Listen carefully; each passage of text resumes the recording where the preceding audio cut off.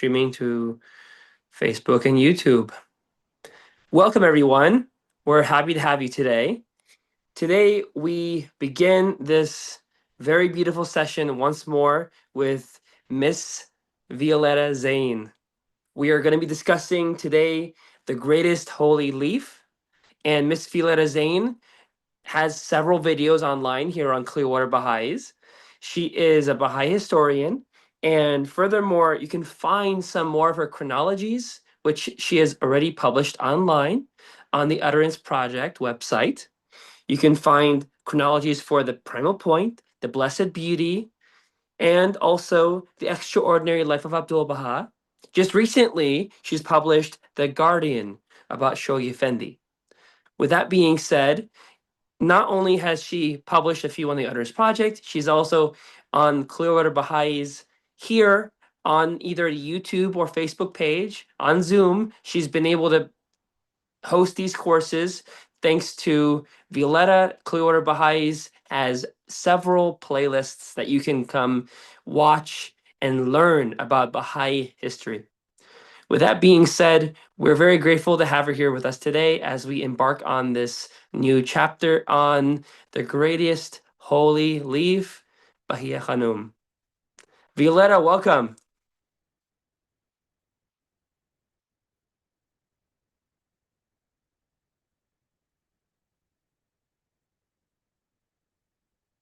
I see you. I do not hear you.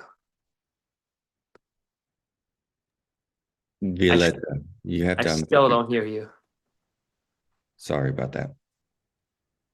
Okay, can you hear me now? We can hear you now, yes. Okay. Can you see the whole slideshow and then a little picture of me on the side? We do. We do. Okay, sounds good. I see two of you now, actually. No, that's not good. Really? How does it look, Jeremiah, on the live stream? Does it show two of her? I do not believe so. Let me pull that up.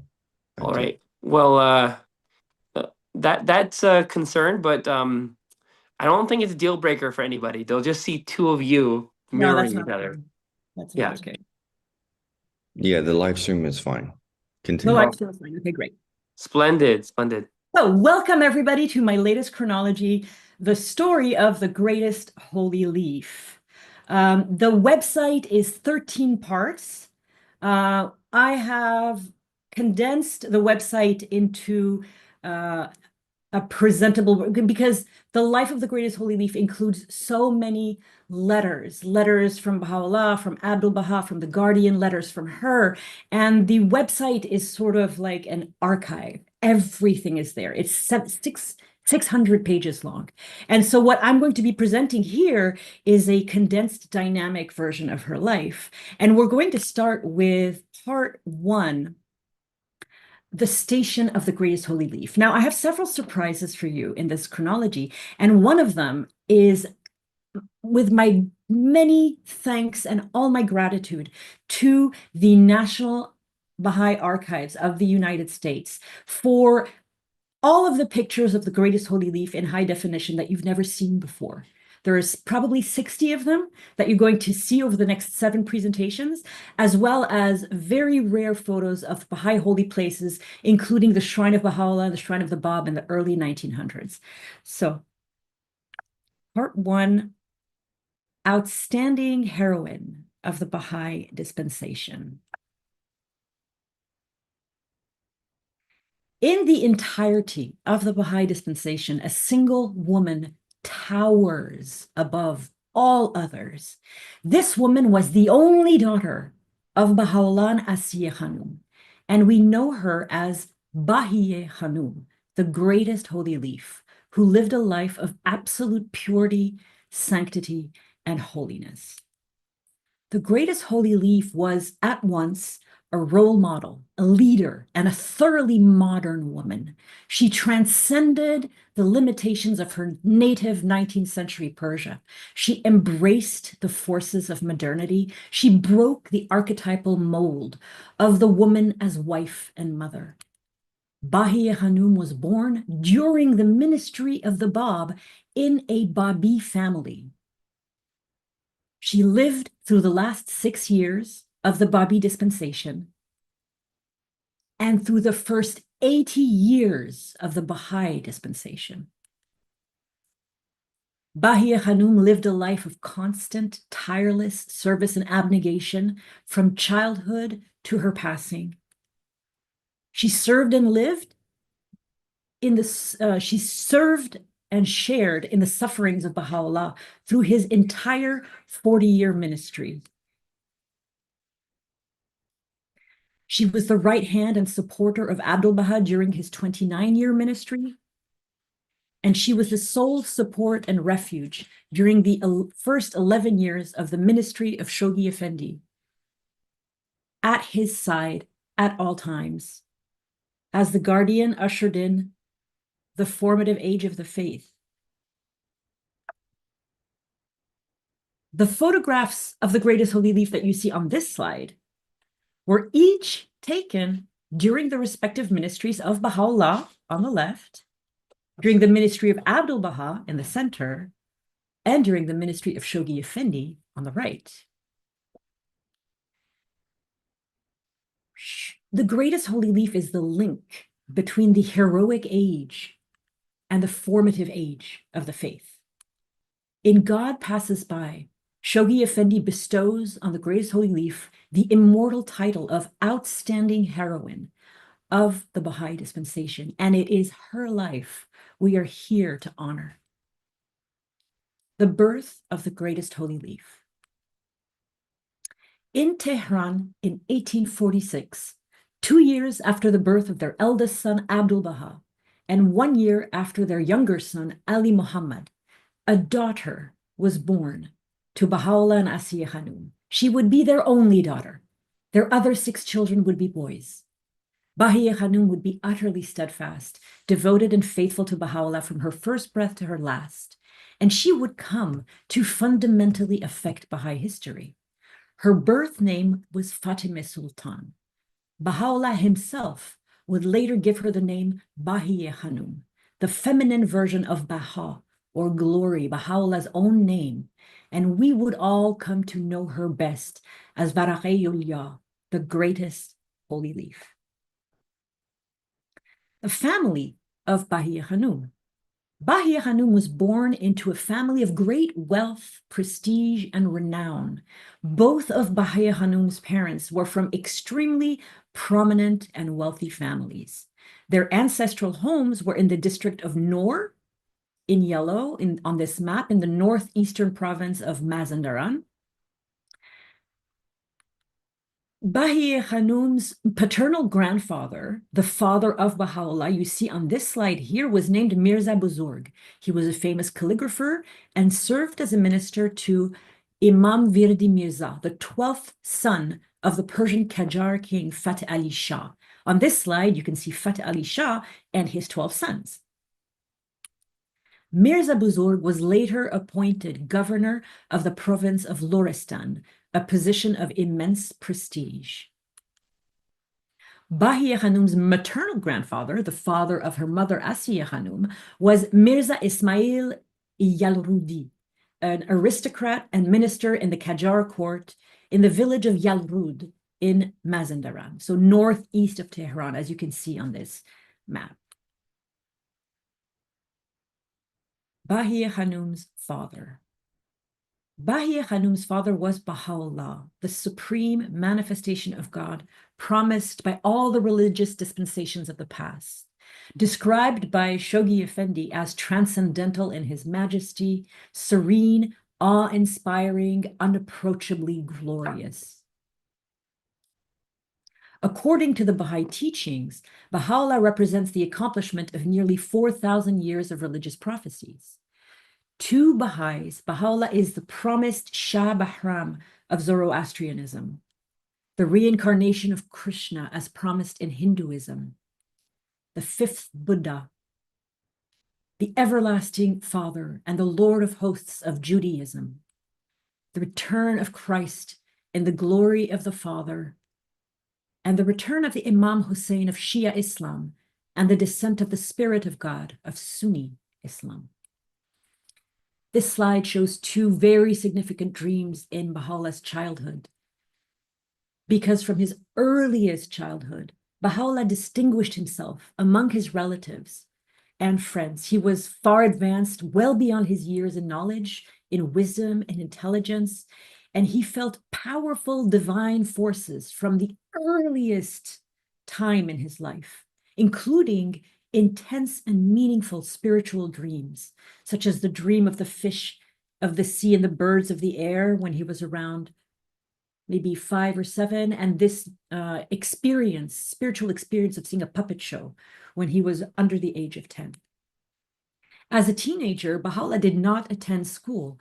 He had already the innate capacity of solving the most arduous problems to all who came to see him. And he never received a formal education. He spent his youth between Tehran and Takur, which you see here on the slide, and his family's village in the district of Noor.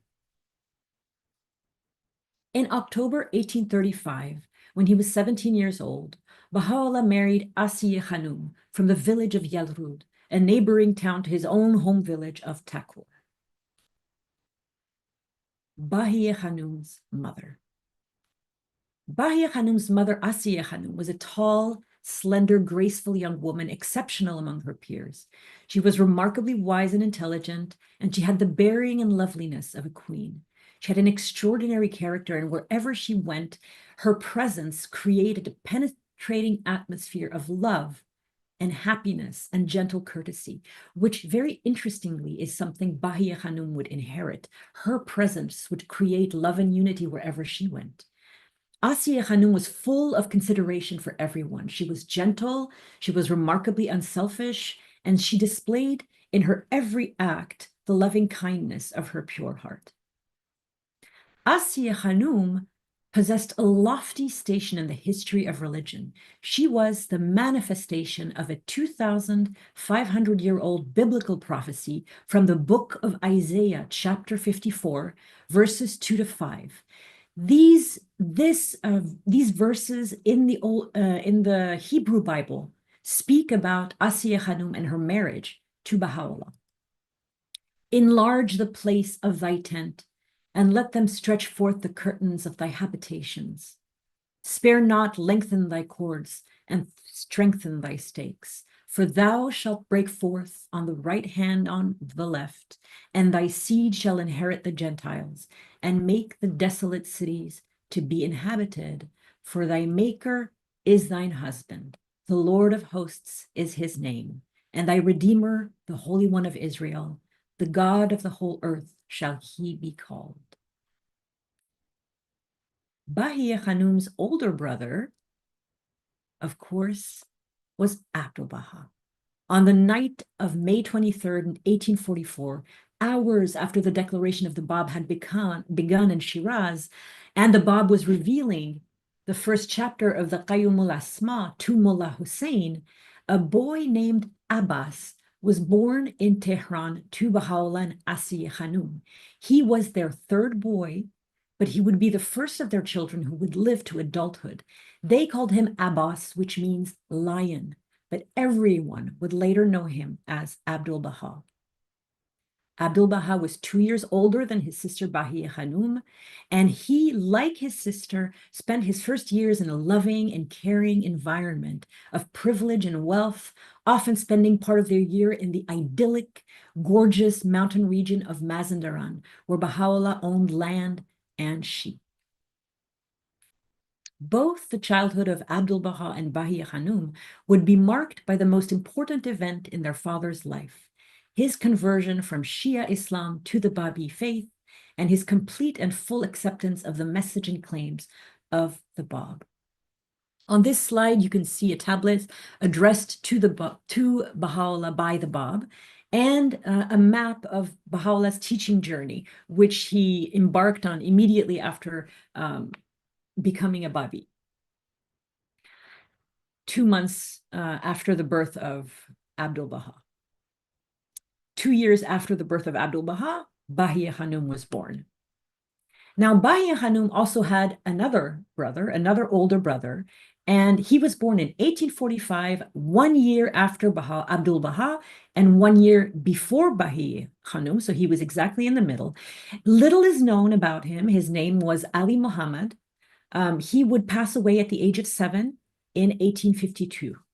He was 1 year older than Bahíyyih Khánum. And of course, Bahíyyih Khánum had 2 younger brothers. The first one was born in 1848, 2 years after her. His name was Mirza Mehdi. He was born in the same house, the rented house of Baha'u'lláh, that Abdu'l-Bahá, Ali Muhammad, and Bahíyyih Khánum were born. He was a very sweet and gentle soul, known to all as the purest branch, and he was born during one of the most tumultuous periods in Babi history. And Bahíyyih Khánum's youngest brother would be born after they arrived in Baghdad around 1854. Now, I want to take a little bit of time and talk, before I get into Bahíyyih Khánum's childhood, talk a little bit about her station. Bahíyyih Khánum was of distinguished royal Persian blood. The map you see here highlighted in orange was the region of the Sasanian dynasty, the last purely Persian Zoroastrian royal dynasty, which ruled Persia from the 3rd to the 7th century before the Muslim conquest in 622. Bahíyyih Khánum was descended from 3 manifestations of God. Of course, she was the daughter of Baha'u'lláh, but through Baha'u'lláh, she was descended from a line that leads all the way back to Zoroaster and to Abraham. And this royal lineage, and also lineage from manifestations of God, destined Bahíyyih Khánum for exceptional spiritual greatness. Her selfless life of devoted service would defy human understanding. Baha'u'lláh was the one who elevated the greatest holy leaf to her supreme rank. In a momentous tablet, Baha'u'lláh describes his saintly daughter as, "O thou most holy and resplendent leaf." And he continues to describe her unattainable station in very clear terms, addressing his daughter as, "Verily we have elevated thee to the rank of one of thy most distinguished among thy sex. We have granted thee in my court a station such as none other woman hath surpassed. We preferred thee and raised thee above the rest. We have created thine eyes to behold the light of my countenance, thine ears to hearken unto the melody of my words, thy body to pay homage before my throne." These powerful words mark a very unique relationship between Bahíyyih Khánum and Baha'u'lláh that transcends the relationship of daughter to father and brings it into spiritual realms which are beyond our ability to comprehend. As the guardian, Shoghi Effendi spent his ministry educating Baha'is on the station of the greatest holy leaf, as described by Baha'u'lláh. In God Passes By, published 12 years after the greatest holy leaf's passing, Shoghi Effendi reiterates the terms used by Baha'u'lláh to describe his daughter, but he also adds an extraordinary historical dimension to the station of Bahíyyih Khánum. The greatest holy leaf, the well-beloved sister of Abdu'l-Bahá, the leaf that hath sprung from the pre-existent root, the fragrance of Baha'u'llah's shining robe, elevated by him to a station such as none other woman hath surpassed, and comparable in rank to those immortal heroines such as Sarah, Asiyeh, the Virgin Mary, Fatimeh, and Tahireh, each of whom has outshone every member of her sex in previous dispensations. Shoghi Effendi stated that Bahíyyih Khánum personified the attributes of Baha'u'lláh. To this bear witness the company on high, and beyond them God himself, the supreme Lord of all the heavens and the earth, that during all thy days, from thine earliest years to the close of thy life, thou didst personify the attributes of thy Father, the matchless, the mighty. Thou wert the fruit of his tree, Thou wert the lamp of his love. Thou wert the symbol of his serenity and of his meekness, the pathway of his guidance, the channel of his blessings, the sweet scent of his robe, the refuge of his loved ones and his handmaidens, the mantle of his generosity and grace. After her passing, the guardian described Bahíyyih Khánum's spiritual station in the next world. The people of the concourse on high seek the fragrance of thy presence, and the dwellers in the retreats of eternity circle about thee. That, my dearly beloved friends, is who Bahíyyih Khánum, the greatest holy leaf, is.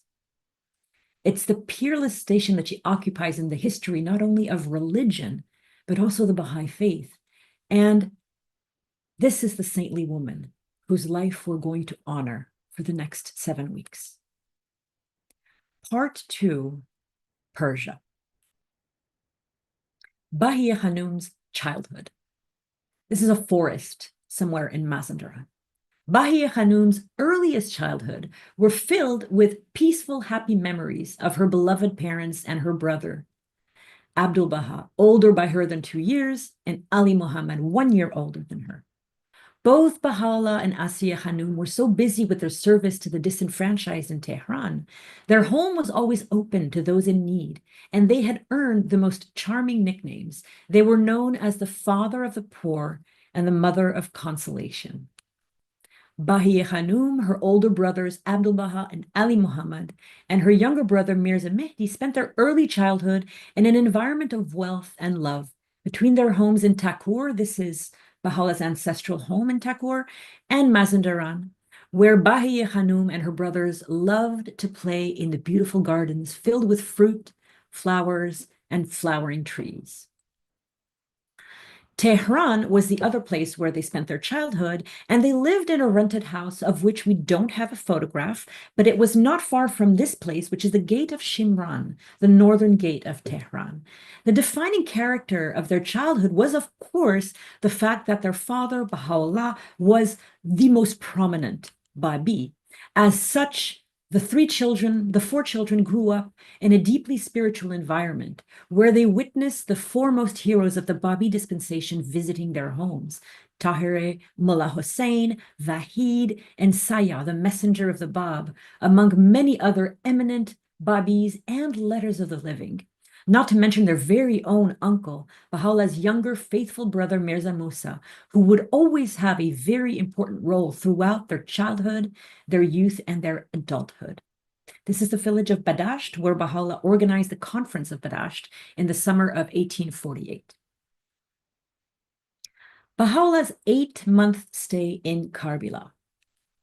Soon after the martyrdom of the Bab, this man you see here, Mirza Taqi Khan, was the prime minister of Nasruddin Shah, who had ordered the execution of the Bab and asked Baha'u'llah to leave Persia for some time after this very tumultuous period after the martyrdom of the Bab. Baha'u'llah decided to travel to Karbala in Iraq. This was a place of holy pilgrimage for the Shia Muslims. So that is where Baha'u'llah went. It was very close to the border with Iraq, with Iran, and he stayed there for 8 months.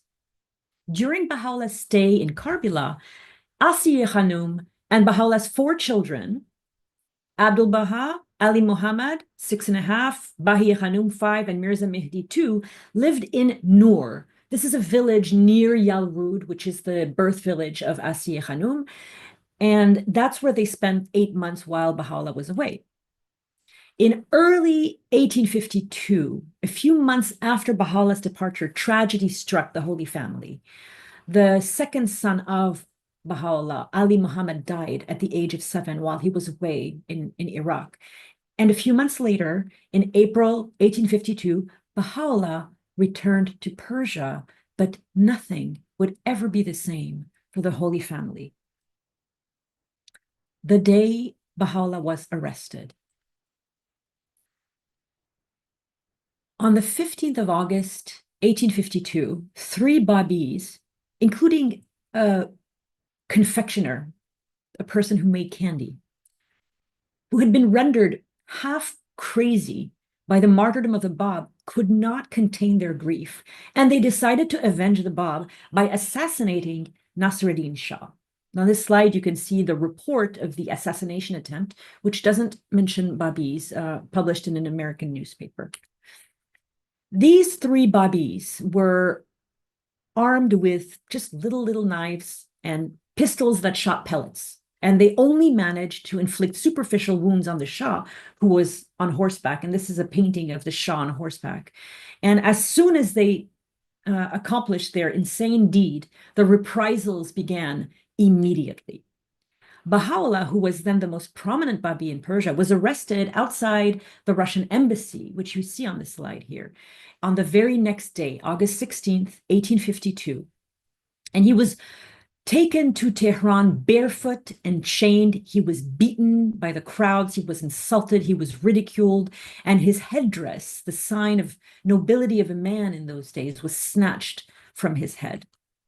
Baha'u'lláh was forced to walk to the most infamous prison in the Persian Empire, the Siat Chal, the Black Pit, which was a former water cistern and so was extremely humid. It was a terrifying dungeon. And Baha'u'lláh walked for 20 kilometers or 12.5 miles under the summer sun of Tehran. Now, these are just blackened pictures. These are pictures of people who had been imprisoned at around the same time in the late 19th century, just to show you how people were chained together. Baha'u'lláh was chained to others in the Siat Chal, but of course his chains were, they were almost 100 pounds each. So they were maybe 5 or 6 times heavier than these. Bahíyyih Khánum, Abdu'l-Bahá, Bahíyyih Khánum, and Mirza Mehdi learned of Baha'u'llah's imprisonment from Isfandiar, the family's African servant, and who was also a Babi, who suddenly stormed into the house with terrifying news. He said, "Oh, the master, Baha'u'lláh, he is arrested. I have seen him. He has walked many miles. Oh, they have beaten him. His feet are bleeding. He has no shoes on. His turban is gone. His clothes are torn. There are chains upon his neck." Bahíyyih Khánum was devastated, and she grew paler and paler as Isfandiar spoke, and the children were so frightened, all they could do was weep bitterly. Immediately after this, the Holy Family flees for its life. Several things happened as soon as Baha'u'lláh was arrested. First, all the Holy Family's relatives and friends abandoned them. Their servants all fled the home terrified. The only two left were Isfandiar and a woman. The family's palaces, their smaller houses, everything was stripped of their treasures and furniture, stolen by the crowds. This is an archival photograph of the ruins of one of Baha'u'llah's former properties. Mirza Musa, Baha'u'llah's faithful younger brother, was always very kind to Bahíyyih Khánum and the children and helped them escape into hidings. Now, this is just pictures from the internet. These are not the actual jewels. But before they fled their home, Bahíyyih Khánum was able to save a few of her marriage treasures. When she had married Baha'u'lláh 17 years earlier, her very wealthy family's dowry had taken 40 donkeys to transport to her new home, and it had taken a jeweler 6 months to craft the wedding jewelry. And even the buttons and garments were made of gold inlaid with jewels. These buttons and other treasures would save the Holy Family's life. Bahíyyih Khánum would sell some of them and use the money to bribe the jailers, allowing her to bring safe food to Baha'u'lláh to eat in the Siat Chal, because Baha'u'lláh, there had been an attempt of poisoning him through food in the early days of his imprisonment. And she also defrayed some of the expenses of living in hiding alone with the children. Abdu'l-Bahá would later say about his time in the family's life, "In Tehran, we possessed everything at nightfall, and we were shorn of it in the morrow to the extent that we had no food to eat." In a single day, Baha'u'llah's family had been dispossessed. Bahíyyih Khánum and Baha'u'lláh had lived in a rented house near the gate of Shimran, this area behind the wall, this area that you see here, shortly after their wedding in October 1835. It was in this house near the gate of Shimran that all their children were born, and it was the only family the Holy Family had ever lived in, except for their homes in Mazandaran. On the 16th of August, 1852, Bahíyyih Khánum grabbed her 3 children, aged 6, 8, 6, and 4, and they ran for their lives. Holding Mirza Mehdi in her arms, Abdu'l-Bahá and Bahíyyih Khánum followed close behind Bahíyyih Khánum. They hurried through the north gate of the city to the center of Tehran, a neighborhood that they would not be recognized in a completely foreign part of this huge city. They were rushing through unfamiliar streets, narrow, dusty lanes, and arrived towards an area in the Sangdaj neighborhood of Tehran, where they were able to find a small place to shelter themselves. Bahíyyih Khánum, Abdu'l-Bahá, and Bahíyyih Khánum had just escaped death and crossed the capital city of the Persian Empire on foot in broad daylight to safety. Until the end of his life, Abdu'l-Bahá would recall the calm courage and the presence of mind of his saintly mother, Bahíyyih Khánum, who had just saved the whole family from certain death. This is a marketplace not far from where they lived. The family was now so poor that Asiya found herself unable to feed the children. At one point during their hiding, all Bahíyyih Khánum could feed the children was a handful of raw flour in the palm of their little hands. For 4 months, between the 16th of August and the 13th of December, 1852, Baha'u'lláh was imprisoned in the Siachal, marked by a red X on this map of the center of Tehran. And it was during this time that Baha'u'lláh received the revelation from God that he was the one promised by the Bab and all past manifestations of God. He was him whom God shall make manifest. But these 4 months were a time of great torment for the Holy Family.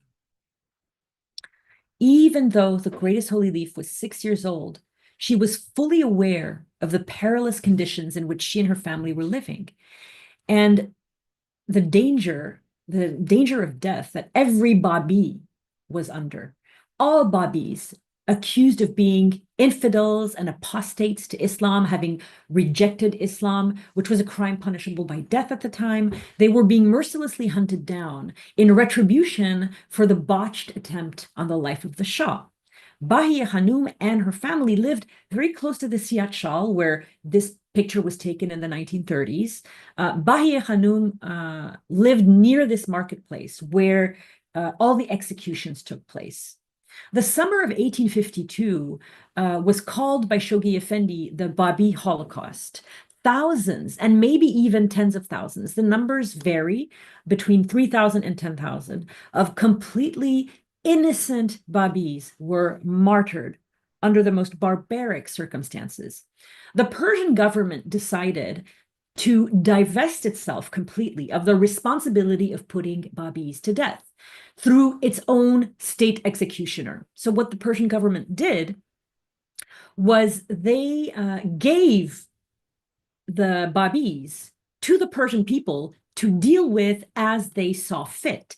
So the summer of 1852 became a summer of unqualified, barbaric, and monstrous assassinations. In her interview with Lady Blomfield in 1930, Bahíyyih Khánum explained, these memories were so vivid to her still after nearly 80 years. She explained to Lady Blomfield that the various classes of merchants in Tehran each had their own type of torture. The butchers, the bakers, the shoe cobblers, and the blacksmiths each had devised their own very specific ways to make the Babis suffer and kill them. This is a crowd in the street of Tabriz, to give you an idea of a crowd around that time in Tehran. Every morning, one or more Babis were taken out of the Siachal, where Baha'u'lláh was, and taken to be tortured and killed at the marketplace near where the Holy Family was living, in this variety of horrific, barbaric ways of torturing and killing them. The mob was whipped up into a frenzy. The crowd sang and chanted joyfully. There was loud beating of drums, and these torturers and murderers, with this bloodthirsty, frantic population watching them, everyone was so fanatical. This is an archival photograph of a martyr in Tehran at the end of the 19th, early 20th century. The Babis were completely unaffected. They were stoic, they were heroic, they were quiet, they never flinched. They begged God to forgive their tormentors and praised God until they passed away.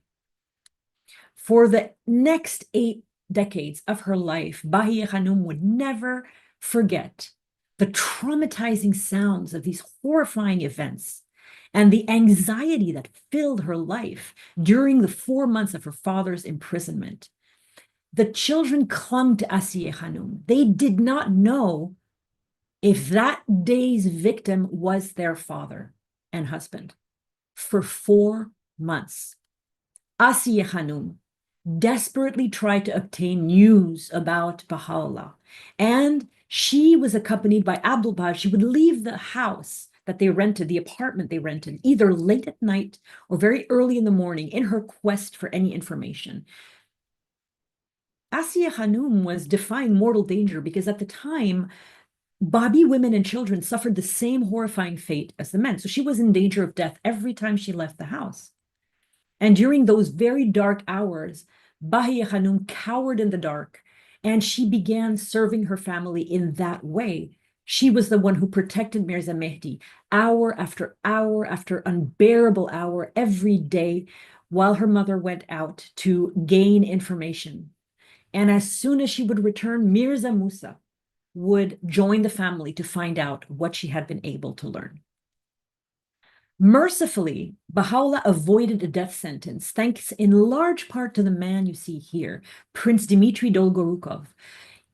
He was the Russian consul, and Baha'u'lláh had been arrested outside the Russian consulate, and the daughter of this man had taken such an immediate liking to Abdu'l-Bahá that she begged her father to help Baha'u'lláh. And for the 4 months of his imprisonment, he campaigned for Baha'u'lláh. And eventually, Baha'u'lláh was released from the Siat-Chal. Asiyeh Khánum and the Holy Family had begun to panic because they heard that the most fanatical of the Shia clergy, this is a picture of Shia clerics in the late 19th century, they were planning to assassinate Baha'u'lláh in the Siat-Chal. After 4 months of a terrifying ordeal, Baha'u'lláh was finally released on the 13th of December, thanks to Prince Dolgorukov. The Prime Minister's envoy arrived at the Siat-Chal, which you see here, the entrance to the cistern, the steps leading down. And when the envoy of the Shah, the Prime Minister, arrived, he started crying. The condition in which Baha'u'lláh were kept were just so horrific he couldn't handle them. After being released from the Siat-Chal, Baha'u'lláh went to live in his family 2-bedroom apartment for some time. And as soon as they saw Baha'u'lláh again, after 4 months of this hellish separation, the greatest holy leaf would say, "Oh, the joy of his presence." Finally, they were reunited with their father, their husband, but their happiness was tempered with a great sadness for the sufferings he'd endured. Baha'u'lláh spoke very little about his ordeal in the Siat-Chal, but he could not hide the marks of his body. On his body, his clothes were torn and dirty, his hair and beard were unkempt. Baha'u'lláh was so weak, he could barely walk. Baha'u'lláh had spent 4 months, so 120 days, in chains and fetters, chains of 200 pounds, and fetters holding his feet for 23 hours a day with 1 day, 1 hour in the yard. Baha'u'llah's back was bent, his neck was swollen and blistered, and had deep imprints of the heavy chains that had cut into his skin. He was also very sick from the foul air that he'd had to breathe in this dark and cold prison. And it took a long time for Baha'u'llah's eyes to acclimate themselves to daylight again. So the family wept over Baha'u'llah's torture, but he spoke of the courageous and radiant martyrs who'd met their death with joy. The Babi faith, during this summer of brutal martyrdom, had won a crown of glory, an immense victory in the face of their tormentors.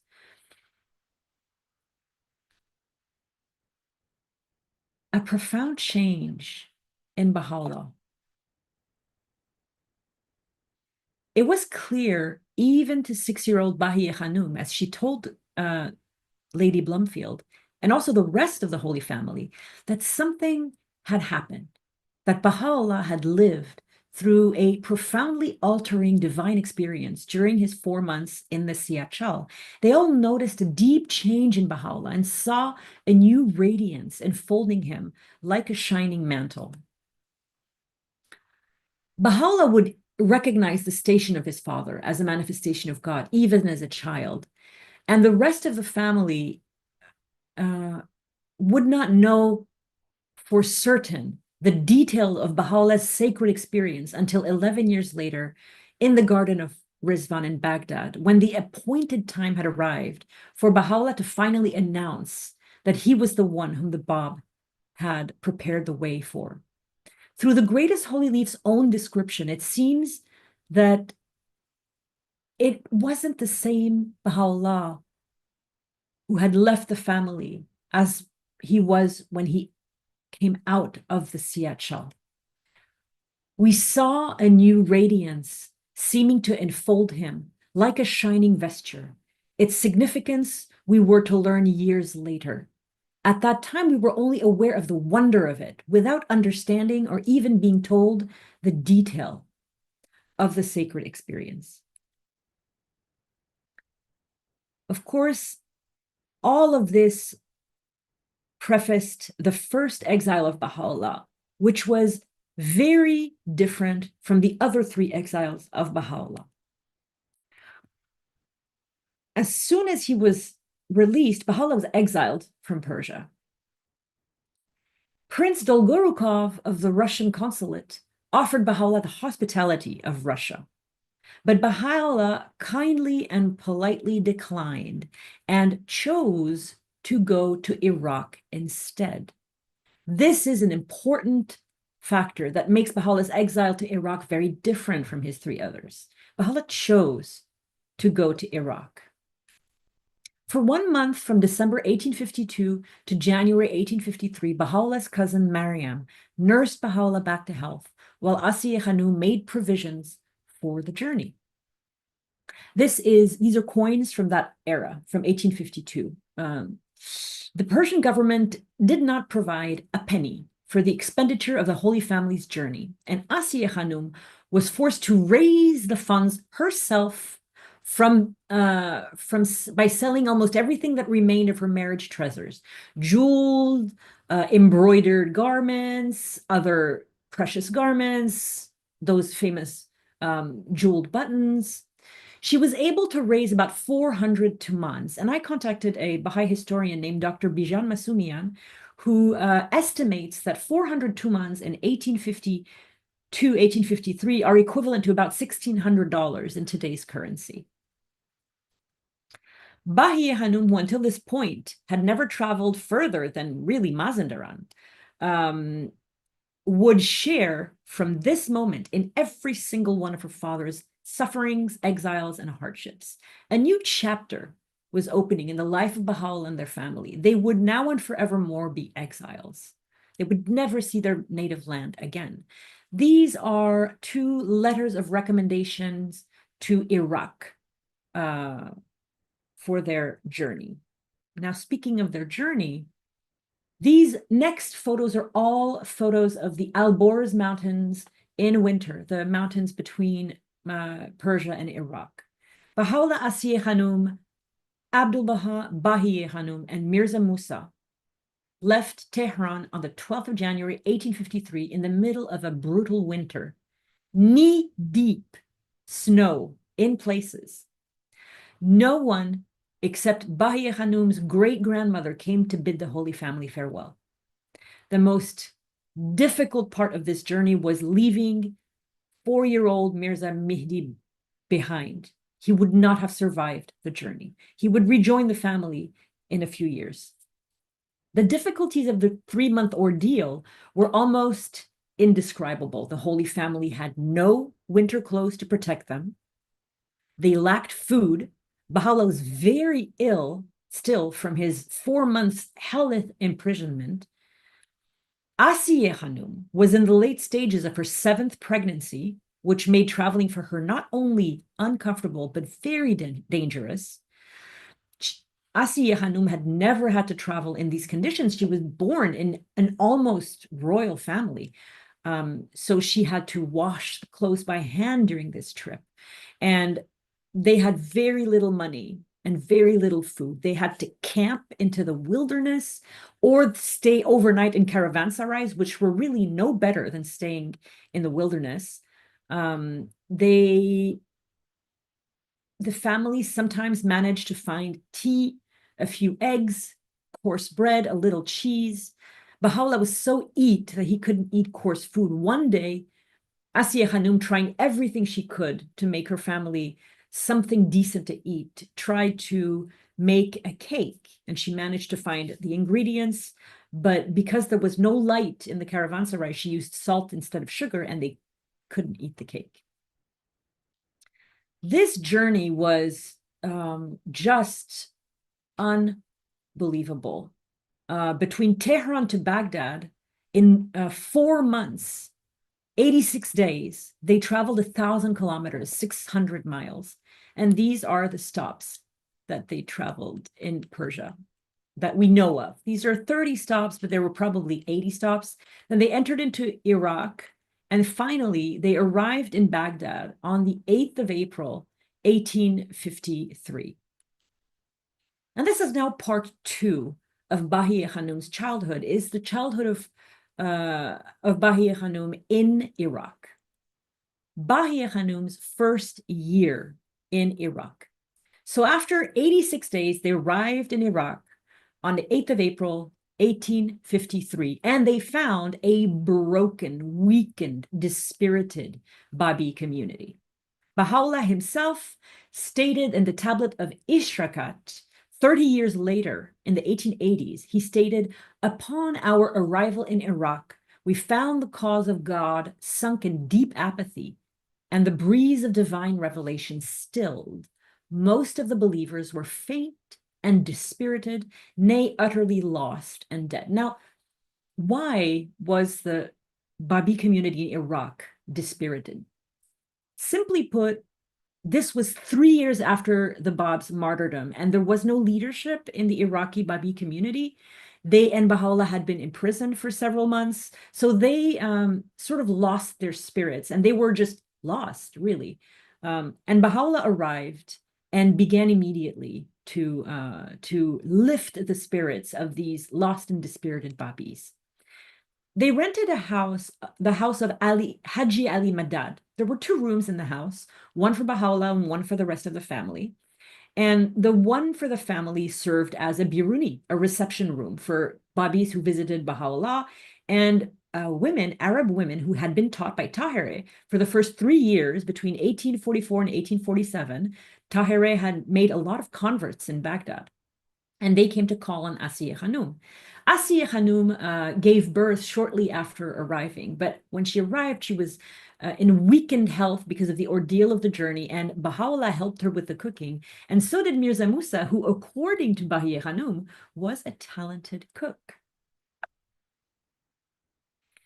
Sometime after their arrival in Iraq, Baha'u'lláh and Bahíyyih Khánum's 7th and last child was born. He had the same name as their child who died in Nur. His name was Ali Muhammad. In the family's early months in Baghdad, they received some proceeds, some money from Tehran, which came from the sale of some of their belongings, jewels, and other valuables, the last Bahíyyih Khánum's dowry. And this influx of money was quite helpful for the Holy Family's survival, and it improved their living conditions. Now, we don't have that many stories about Bahíyyih Khánum in this early year in Tehran, but we do have one. It's the story of Samvar. This is a story of her service, and it's really interesting because it's a service, it's a tea service. It's a very Persian service. It's Bahíyyih Khánum's service at the samovar for guests. One day, During their early days in Baghdad, Bahíyyih Khánum was asked to prepare the tea for a guest, an Iraqi woman who had come to visit. Tea in those days, and in fact to the end of Bahíyyih Khánum's life, was a complex affair and consisted mainly in two elements. The first element was a teapot, where you put concentrated tea, very, very dark tea that you brew. And the second element was a samovar, which is a container of boiling hot water with a spout that you use to dilute the tea. You add it into the concentrated tea. It's like syrup, like tea syrup, hot tea syrup. And then you make tea this beautiful color. This is a lot of dangerous work, especially for a 7-year-old girl, because you had to boil the water, then you had to put the water in the samovar, you had to make the tea in the teapot, then you had to carry everything to the room where the guests were. And when Bahíyyih Khánum arrived, the Iraqi woman exclaimed, "One proof that the Babi teaching is wonderful is that a very little girl served the samovar." So Baha'u'lláh found this amusing, and he joked. He turned to Bahíyyih Khánum and he said, very wittily, "Here is the lady converted by your service at the samovar."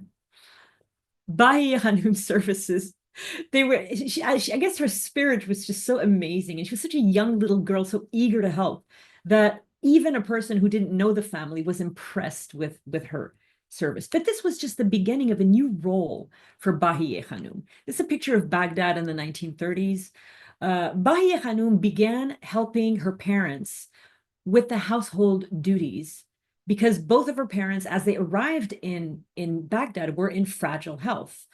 From the time she arrived in Baghdad at the age of 7, and for the rest of her life, Bahíyyih Khánum took on a new role, one that she would perform with joy, and it was the most sort of pragmatic of services. It was really help her with the household of Baha'u'lláh and then of Abdu'l-Bahá. She would be in charge of the family and the household of the Holy Family. And she would exert herself beyond her strength of her little body at the time in Baghdad to lend assistance in every way she could, constantly keeping an eye on her mother, always ready to spare her any fatigue.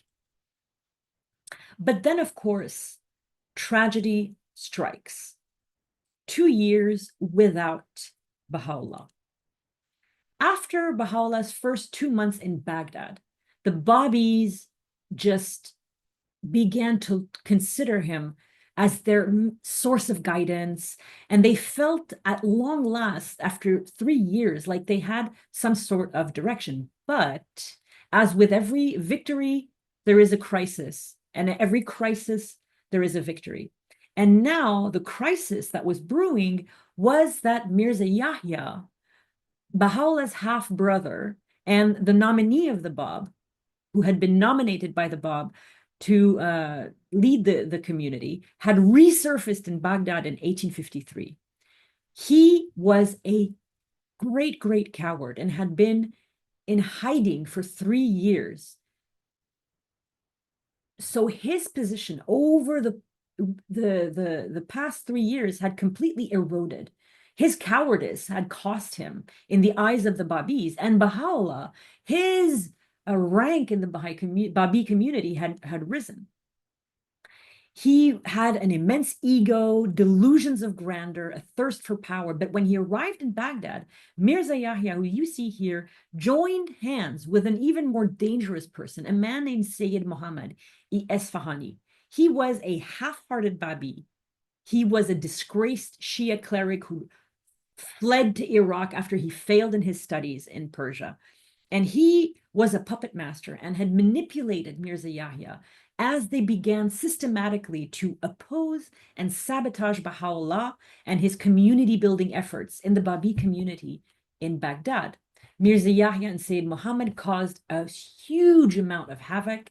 They made insinuations. They sowed seeds of doubt in the hearts and minds of the Babis who loved Baha'u'lláh. They caused so much division and disunity around the person of Baha'u'lláh that by April 1854, Baha'u'lláh found himself with no choice but to remove himself from the toxic and divided atmosphere of Baghdad and retreat to the mountains of Iraqi Kurdistan. He was removing himself from Baghdad because they had created an atmosphere that was toxic and divided around Baha'u'lláh. So he just felt like, because everything was around him, that if he took himself out of the situation, things would get better. They would never get better. They would only get worse. And Baha'u'lláh left Baghdad forever. He had no intention to return, as he would say when he came back in the Kitab-i Iqan, that he never planned to return to Baghdad. Baha'u'lláh left his old life behind and his name. He left with this alms bowl, his kashkul, and he assumed the identity of Darvish Muhammad Irani, accompanied by his Muslim attendant named Abul Kazim. And on the morning of April 10th, 1854, Baha'u'lláh simply vanished. Baha'u'lláh walked 300 kilometers, 185 miles north of Baghdad, and remained in the Kurdish area around the town of Sulaymaniyeh, which you see here. But he first went to Sargalu. That's his first destination. This is where Baha'u'lláh would live for the next 2 years, from April 1854 to March 1856. This is a valley very close to this area, just to show you what the landscape looks like. This is the actual mountain of Sargalu, where Baha'u'lláh lived for the first year in solitude in this very remote mountain, 40 kilometers for the nearest town. And then the second year, Baha'u'lláh moved into the town of Sulaymaniyeh. He actually lived in this Sufi seminary here, where he lived for a year. And this was a partial return to society after being really isolated and living in the caves of the mountain for the first year. Before his retreat to Kurdistan, Baha'u'lláh had entrusted his family to his brother Mirza Musa and commanded the Babis in Baghdad to treat Mirza Yahya with respect. He offered Mirza Yahya the hospitality of his family in his home. And because Mirza Yahya was such he really heard that invitation. That invitation did not fall on deaf ears. So for 2 years, the Holy Family would endure the tyranny of Mirza Yahya. He moved in immediately with his 5 wives and made the lives of the Holy Family a living nightmare with his impossible demands. He was very, very difficult about food. He was also deeply paranoid, and he distrusted everyone. He was just overjoyed that Baha'u'lláh had left. He could not believe his luck. But he was so paranoid that he forbade anybody in the family from leaving the house. And he kept the house locked at all times, forbidding everyone to go out, even to the public bath. He was very tyrannical.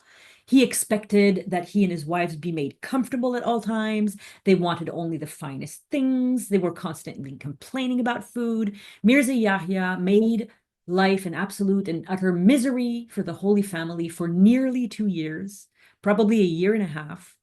The Holy Family bore this burden and tolerated Mirza Yahya's tyrannical behavior because they loved Baha'u'lláh, and they did it out of love for him. There was surely a wisdom in this to keep him happy. Tragedy struck again. Bahíyyih's youngest baby brother, Ali Muhammad, became very, very ill during Baha'u'llah's absence. And he had a very, his condition was so serious, they needed a doctor. But because Mirza Yahya was so paranoid, he refused to allow a doctor, and he never permitted anyone to come in and consult. And when the baby died, Mirza Yahya would not allow the baby a proper burial.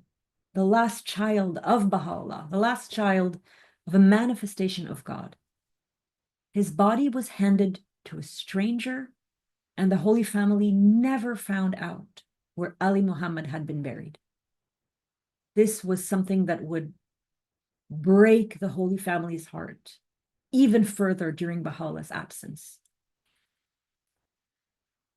Bahíyyih Khánum's hardest task was drawing water from a well, which at the time was a very dangerous job because this well was it was essentially a hole in the ground and there was no kind of safety for drawing water. And she was only 7, 8, 9 years old, and she had to pull this heavy bucket of water on her own at the end of a long rope. And she recalled that in all the years that Mirza Yahya lived in that house, he never once helped her with that task. Abdu'l-Bahá, as a young boy, was allowed to leave the house, and he spent a lot of time with his uncle and he was approaching the age of maturity. He was getting older. He was going to be probably 12 or so at this time. But no such luck for Bahíyyih Khánum. She had to stay inside the house. 2 little girls exactly her age lived next door, but Mirza Yahya forbade her to play with them. So she could only watch them from her house. During this period of 2 years of separation from Baha'u'lláh, the greatest holy leaf began to display her outstanding spiritual qualities. She suffered ordeal after ordeal, but she forgot herself completely, turned away from material possessions and every last tie of worldly concern, and she just lost herself in remembrance of Baha'u'lláh. But then the fortunes of the family began looking up as they started preparing for Baha'u'llah's return. Now, sometime in the last year of Baha'u'llah's absence, around 1855, the life of the Holy Family greatly improved. Mirza Musa invited Asiyeh Khanum, Abdu'l-Bahá, and Bahíyyih Khánum to move in with him in the house of Suleyman-i Ghanam, located in the Kark quarter of Baghdad, the old city, on the western banks of the Tigris. This is a photograph of the most great house of Baha'u'llah in Baghdad. This was the home that Baha'u'llah would return to, the home he would give a title to. He would call it Beit Azam, the most great house. Now that the faithful family of Baha'u'llah was reunited, Mirza Musa and Asiyeh Khanum and Abdu'l-Bahá and Bahíyyih Khánum, they began to focus openly on the search for Baha'u'llah and sharing what they found. And the way that they actually found Baha'u'llah was actually pretty wonderful. It was a series of couple of extraordinary coincidences that all happened around mid to late 1855. So this is a Persian government newspaper from 1852, and this is not the paper that Abdu'l-Bahá found, but I wanted to show you an example of what a paper looked like at the time, a few years before. So Baha'u'llah, as I said earlier, when he left Baghdad, he only had one person with him, his Muslim attendant, Abul Kazim. Now, Abul Kazim would do business and make money and come back with some money for Baha'u'llah and also probably food and things for Baha'u'llah. So he would come and see Baha'u'llah in Sargalu, and he would give them these things. And he would trade on his behalf and bring him money because sometimes maybe Baha'u'llah needed to go into Sulaymaniyeh, which was 20, 30 miles away, to go to a bath, and you needed to pay for these kinds of things. And you needed to pay for bread and things like that.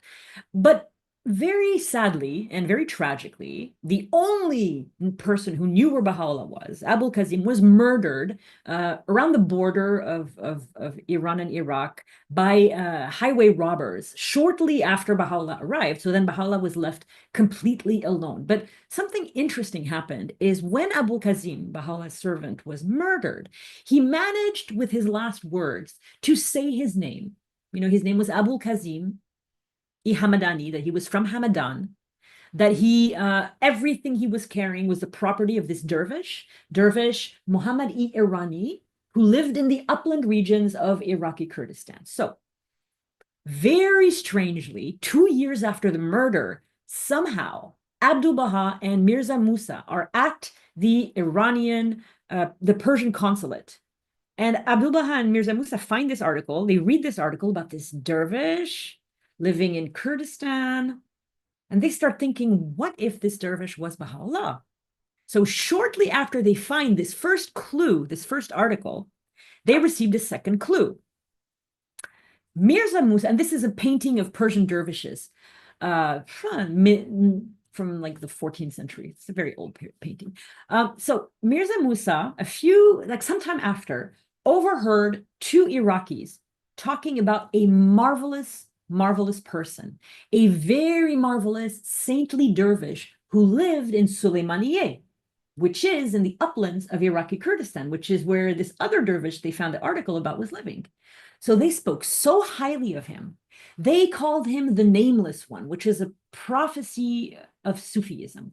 They thought, geez, the Iraqis were saying that he had single-handedly enkindled the entire Kurdish countryside with his person. So when they started talking with the family, they thought, this can only be Baha'u'lláh. We found him. He's in Sulaymaniyeh, and he's living as Dervish Muhammadi Irani. So now that the Holy Family knew where Baha'u'lláh was, they knew the only person who could stand a chance at going to get Baha'u'lláh and survive and not be murdered was an Iraqi. They could not send a Persian Babi. They had to send an Iraqi Babi who had to go into Iraqi Kurdistan, where they hated all Persians. They were at the border of Iran, and they hated Iranians, but they loved this dervish, which also meant it could only be Baha'u'lláh. So who would they send? This is a picture of two Iraqis in the 1930s. The perfect candidate was an Iraqi Babi taught by Tahirin named Sheikh Sultan. Sheikh Sultan had nothing tying him down. He was free to leave at any moment. He was unafraid of the danger. He just wanted nothing more than to go and render this service to Baha'u'lláh. But there were two problems. First, Sheikh Sultan was very poor, very, very poor. And second, he couldn't walk the whole way. He wasn't in that great of health. So he needed a donkey, except he couldn't afford a donkey because he was poor, which was also the first problem. So now he had two problems. The Holy Family had no money. They had nothing of value left except this one single rug that they all slept on. So they sold the rug and they were able to buy a donkey. And Sheikh Sultan headed out with another believer on the most important mission of their lives to try to pry Baha'u'lláh away from the Kurdish Sufis and bring him back to Baghdad. And everything was now in God's hands. The Holy Family just waited. But while they waited, Bahíyyih Khánum and Bahíyyih Khánum began sewing and fitting a beautiful coat for Baha'u'lláh, made out of the last of the treasures of the wedding. It was a cloth called terme, and it was red. And this is terme, this very beautiful traditional Persian cloth. So this cloth had miraculously survived all of the other wedding treasures, and she kept it for a special occasion, and now this was this occasion. But this is also a coat, a red coat of prophecy. In the 8th century, an Indian Muslim wrote down a prophecy about a red coat in Baghdad. In the great day of God, the Holy One will be found abiding in a land called Kark. If you remember, that's the name of the neighborhood that Baha'u'lláh is living in, Baghdad. He will walk beside the river, wearing the dervish turban and wrapped in a red robe. He will be teaching his followers on the banks of the river. Would that I might be privileged to enter his presence and to shed my lifeblood for his path. All of this happened. Baha'u'lláh returns to his family. So I'm not going to comment on all the pictures that come. All of the pictures you're going to see in this section are all of Baghdad, and they've been all taken in the 1920s, Baghdad people and Baghdad landscapes, so enjoy. 4 months after Sheikh Sultan's departure on the 18th of March, 1856, 3 days before Nowruz, a messenger arrived at the Most Great House with a wonderful message from Sheikh Sultan. He was arriving in Baghdad the next day with Baha'u'lláh. Abdu'l-Bahá was absolutely electrified. He up to 12 years old, Abdu'l-Bahá, very serious young man, interviews and questions the messenger at length. And after his interviews and questions, he is absolutely sure that his father is coming the next day. The rest of the Holy family, they don't believe the messenger. But Abdu'l-Bahá, he is sure. So what happens on the evening of the next day, the 19th of March, 1856, Bahíyyih Khánum, Abdu'l-Bahá, and Bahíyyih Khánum hear a step. They're breathless. And they see someone come in, and outwardly, he looks like a dervish, but instantly they recognize Baha'u'lláh. This was the moment they had been waiting for 2 years. The entire family was submerged in an ocean of joy. The children clung to their father. Abdu'l-Bahá was holding Baha'u'llah's hand so tightly as if he was never, ever going to let go again and let him out of his sight. Bahíyyih Khánum said, "Our joy cannot be described as we clung to him." Abdu'l-Bahá threw himself on the floor, kissing and embracing his father's feet, crying, "Why did you leave us? Why? Why did you leave us?"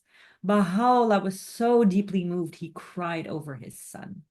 The reunion of the Holy Family was a deeply touching scene. Bahíyyih Khánum, very kind, very gentle. Abdu'l-Bahá, very ecstatic, enveloped in this Darwish Muhammad's coarse clothes.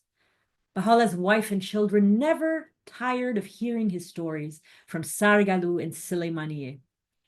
Baha'u'llah described for them the simple foods that he ate, the coarse bread, the little cheese, and the rare treat when he could have it, a type of pudding that he would make with rice and sugar cooked in milk. Baha'u'llah told his family how he had retreated further into the caves from place to place when people, these Kurdish people, tried to pry him out of his solitude. And these are Kurds. Baha'u'llah told the story of how he one day found a little boy crying about his handwriting exercises, and Baha'u'llah had helped him, and Baha'u'llah had been invited by the Kurds to come and live in Sulaymaniyeh. And then he told the Holy Family that he had left his name and address with the Kurds so that they could find him in Baghdad, which they would come and find him.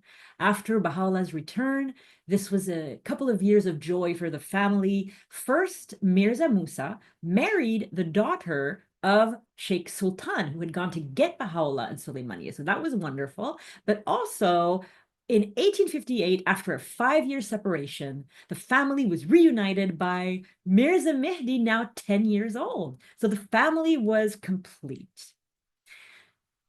However, while the family of Baha'u'llah was experiencing so much happiness, Baha'u'llah returned to find a Babi community in shambles thanks to the dedicated efforts of destruction of Mirza Yahya and Sayyid Muhammad. From 1856 to 1853, Baha'u'llah would absolutely and completely transform the broken Babi community through his revelation, through his example, through his teachings, through his counsels. And by the 22nd of April, 1863, 7 years later, Baha'u'llah's work of spiritual regeneration was done. He had transformed this broken Babi community into a dignified, healthy, functional, happy Baha'i community, ready to receive the Baha'i revelation, the Baha'i declaration, the Baha'i dispensation in the Garden of Rizwan. But before we get to that, I want to tell you an amazing story about the greatest holy leaf in Baghdad, Bahíyyih Khánum's friendship with Habibti. Life in the most great house in Baghdad was difficult for everyone, especially the women. And among the women, especially for the greatest holy leaf. That is, until Bahíyyih Khánum met a lovely Arab girl about her age who became very close, a dear friend to her, until the end of her stay in Baghdad. Bahíyyih Khánum called her affectionately Habibti, Arab for my darling. Bahíyyih Khánum and Habibti were friends for almost 10 years. The greatest holy leaf told Habibti Persian, and they became inseparable. With Habibti's we don't know her real name, with Habibti's parents' blessing, she lived in the most great house with Bahíyyih Khánum and the Holy Family. At last, in May 1863, when Baha'u'lláh was exiled to Istanbul, Habibti was devastated. Now understand, people who just met the greatest holy leaf for a few minutes were very sad to leave her presence. Imagine knowing her for 10 years, living with her for 10 years and being separated from her. She was absolutely heartbroken. The two girls had become women together. Habibti would sit in a corner of her home, her family's house, all day, crying for her lost friend and chanting prayers and poetry. Later, of course, Habibti, as any young Arab girl her age, got married and had children. But though she was illiterate, when her children were old enough, she would dictate letters for Bahíyyih Khánum. Her son Jalil described his mother's letters to the greatest holy leaf and said every word of her letters was a drop of the blood of her heart, a gem of pure love offered to her exalted beloved. Habibti taught the Baha'i faith to all her children. She taught them Persian, and all her children became enthusiastic and deeply devoted Baha'is and active members of the Baha'i community of Baghdad. Decades later, Hand of the Cause Abul-Kazim Feyzi was visiting Baghdad, and he met a very tall and very strong Arab Baha'i who chanted the tablets of Baha'u'lláh in Arabic with a warm and penetrating voice that rang out. Abul-Kazim Feyzi was very touched. And then this man approached him and started speaking to him in perfect Persian. Astonished, Abul-Kazim Feyzi asked him, "How is it that you speak such fluent Persian?" This was Jalil, the son of Habibti. He responded, "Our mother spoke to us in the language of Baha'u'lláh. If any of her children addressed her in Arabic, she would not answer." Even as a child, the greatest holy leaf had had a generational impact on one family because of the purity of her character and her spiritual power, which is going to be a theme in this series, as you're going to see. Bahíyyih Khánum enters the age of maturity. According to historian Bahariya Ruhani Ma'ani, the deprivations Bahíyyih Khánum suffered and the hardships that she endured in Baghdad played an important role in forming her distinct personality and character.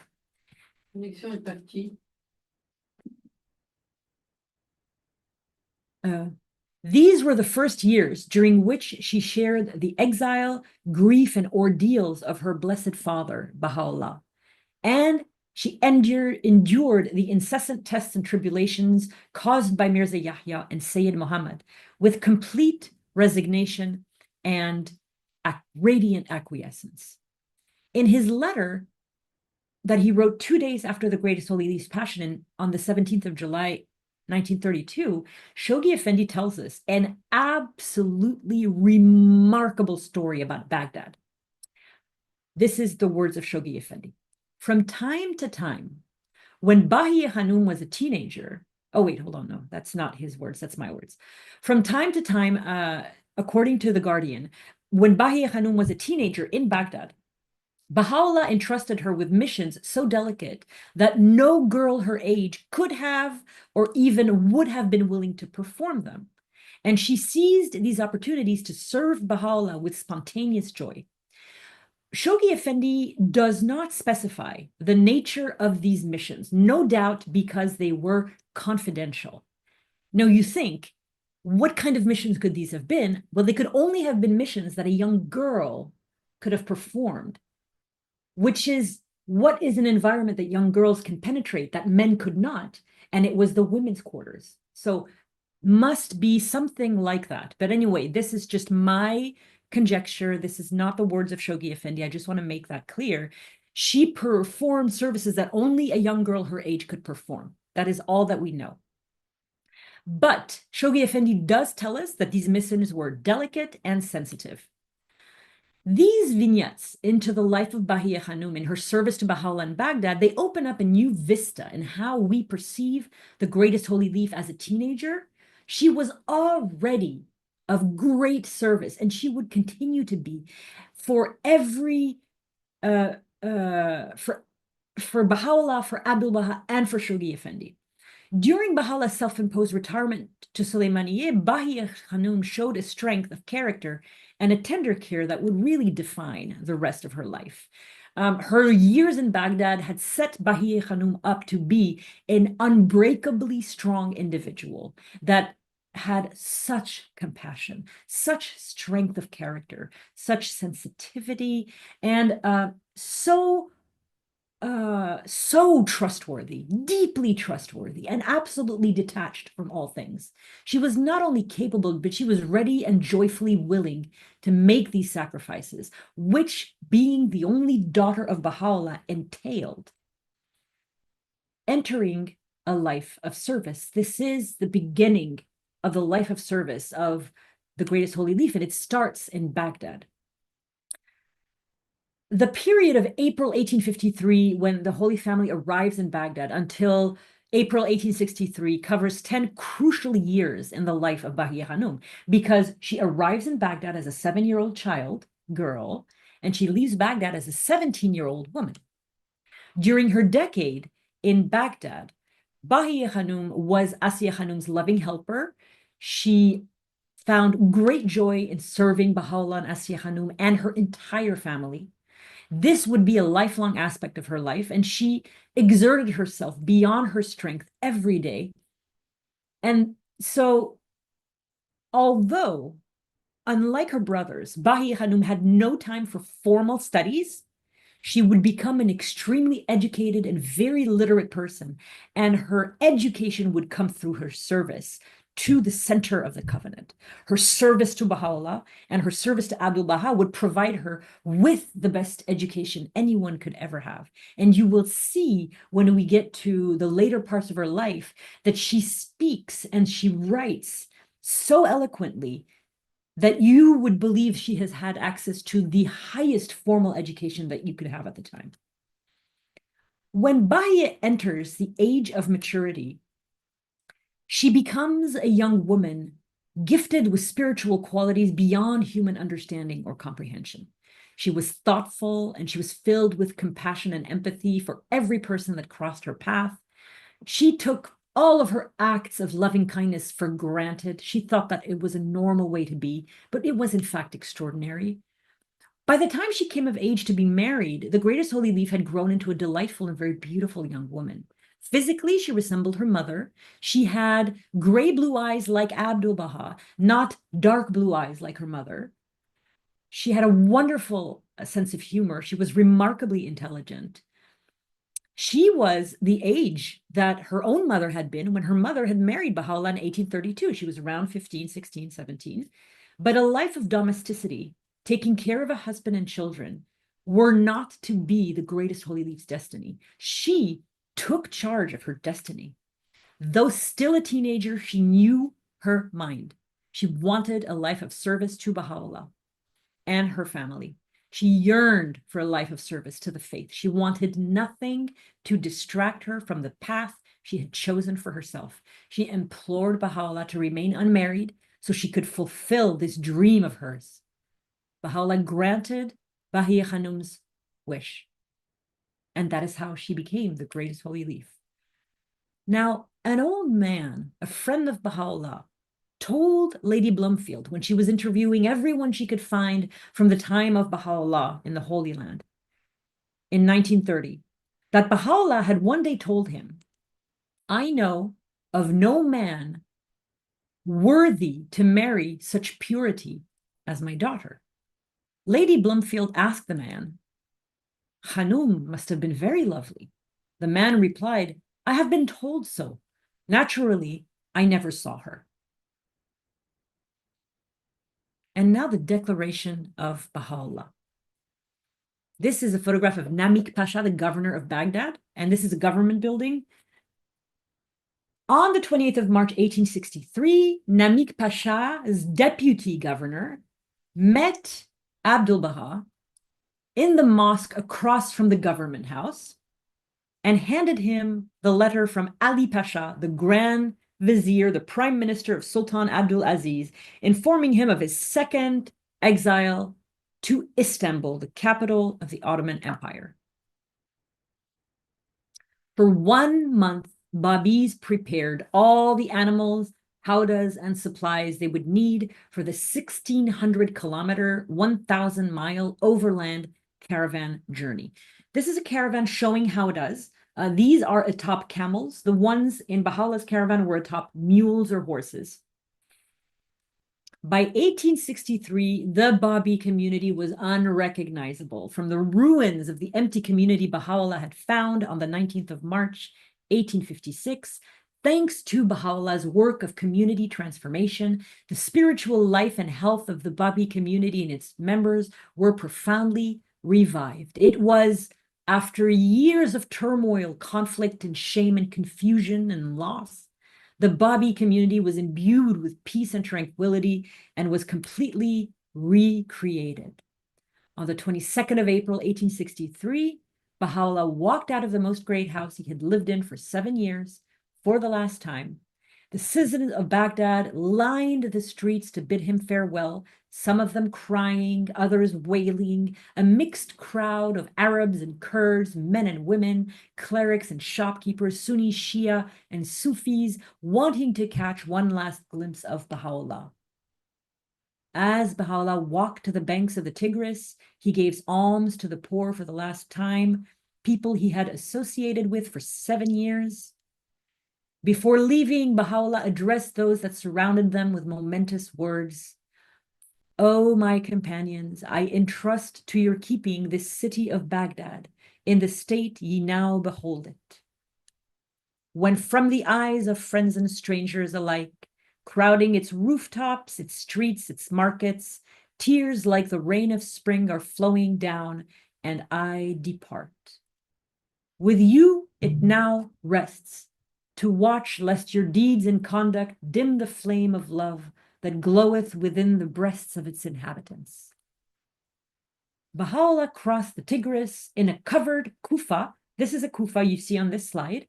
It's a round traditional Iraqi boat for the Tigris and the Euphrates. And Hand of the Cause Hassan Balyuzi tells us that Baha'u'llah crossed in a kufa, but it was covered, so probably with some sort of tent-like covering on it because it was Iraq. It would have been very hot in April. And Baha'u'llah arrived on the other side of the river into the garden of Najibiyeh, the garden of Rizwan, as the afternoon call to prayer rang out. Baha'u'llah was able to make his formal declaration to the assembled Babis in Baghdad. He was him whom God shall make manifest, proclaimed by the Bab himself and promised in all the religious dispensations of the past. This period would forever after be celebrated by Baha'is as the festival of Rizwan, which we are about to enter. On the 9th day of this festival of Rizwan, the 30th of April, 1863, the Holy Family, including the greatest holy leaf, rejoined Baha'u'llah in the garden. On the 12th day, 3rd of May, 1863, Baha'u'llah mounted Saudi, his magnificent red-roan stallion, and he and the Holy Family and 40 Baha'i exiles began their 3-month, 2,400-kilometer journey, so 800 kilometers more than when you arrive on the, this is where the caravan stops, and they would take a boat for the remaining 800 kilometers. All the way to Istanbul, the capital of the Ottoman Empire. Bahíyyih Khánum leaves us with an interesting testimony about the revelation of the Declaration of Baha'u'llah. It's a precious glimpse because we have no testimony of the revelation from anyone except from Baha'u'llah, from a tablet revealed 5 years later in 1868 in Edirne. We don't know anything that happened except for the story of the nightingales with Nabil and Baha'u'llah walking at night in the Garden of Rizwan. We don't know what the moment of the declaration was and who was present. Bahíyyih Khánum says, after his declaration, after Baha'u'llah's declaration, we all regarded him as one far above us, and tacitly gave him a corresponding position in our demeanor towards him. He was never called upon to consider or take part in any worldly matters. We felt no claim upon him because of family relationship, no more than that of his followers. And this is going to guide the life of Bahíyyih Khánum for the next 39 years, for the next, until 1892, until the passing of Baha'u'lláh. She will have nothing at the forefront of her mind other than serving Baha'u'lláh. So we leave you here with the story of Bahíyyih Khánum. We will take up next week. Next week is going to be the ministry of Baha'u'lláh from 1863 to 1892. Thank you so much, and see you next week. Thank you.